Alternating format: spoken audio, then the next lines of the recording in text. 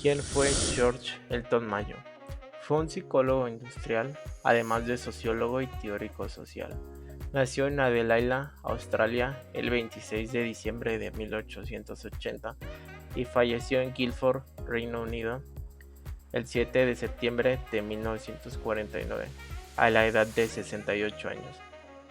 Elton Mayo estudió filosofía en la Universidad de Adelaida, en Australia.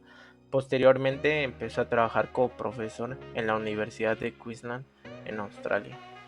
Contexto histórico y socioeconómico de la época. La Escuela de las Relaciones Humanas surge al finalizar la Primera Guerra Mundial en 1918. En este periodo, el gobierno democrático reemplaza los procesos de dictadura. De esta manera, los procesos se hacen menos autoritarios y más participativos. Esto trae como consecuencia que dé paso a la creación de sindicatos en las organizaciones y se exija el derecho a participar y opinar. Las monarquías van desapareciendo y se revela la aplicación de regímenes democráticos. Elton Mayo estuvo muy interesado en estudiar cómo las condiciones físicas del trabajo podían influir en la productividad y el rendimiento de los trabajadores, además de los efectos psicológicos que éstas producían. Una de sus conclusiones más destacadas fue el hecho de que, si los trabajadores no se sienten respetados y escuchados por sus superiores, su cooperación y colaboración en los proyectos disminuye. Esto, lógicamente, afecta a los objetivos que difícilmente se cumplen. Por otro lado, Elton Mayo se dedicó a investigar la parte más humana de las empresas y trabajadores, y por ello investigó diferentes fábricas estadounidenses. Su objetivo era entender de qué manera las relaciones humanas influían en la productividad de los trabajadores y, por extensión, de las empresas.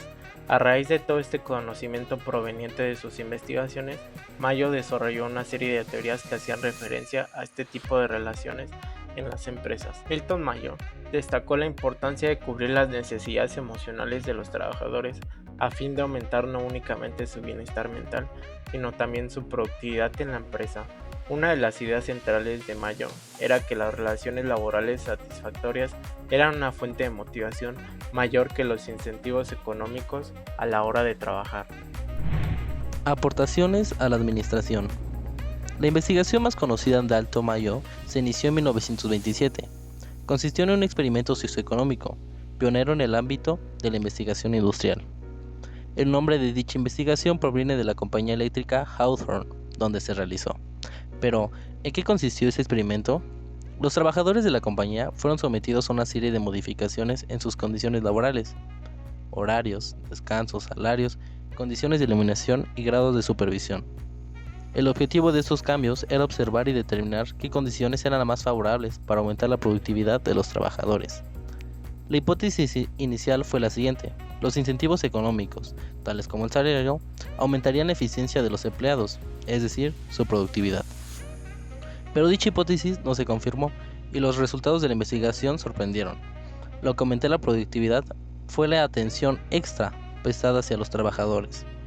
Los resultados de la investigación de Hawthorne se publicaron años más tarde, en 1939, de la mano de las investigaciones asociadas del proyecto F.J. Roethlisberger y William J. Dixon, en el libro que lleva por título Management and the Worker. Se obtuvieron múltiples conclusiones a través del citado experimento. Algunas de ellas fueron las siguientes. Por un lado, la producción depende de diversas variables: la capacidad física o fisiológica del trabajador, o sea, cómo establece la teoría clásica de las organizaciones, las normas sociales y las expectativas. Por otro lado, con relación al comportamiento de los trabajadores, este es apoyo en el grupo, es decir, los trabajadores no actúan de forma aislada, sino en relación al grupo. Además, los trabajadores que tienen una producción muy por encima o muy por debajo de la esperada, perdían el respeto e incluso el efecto de sus otros compañeros. Finalmente, otra de las conclusiones destacadas del experimento de Hawthorne fue que los trabajadores, cuando se sienten valorados, motivados y satisfechos con su trabajo y tienen relaciones informales positivas con otros compañeros, son más productivos.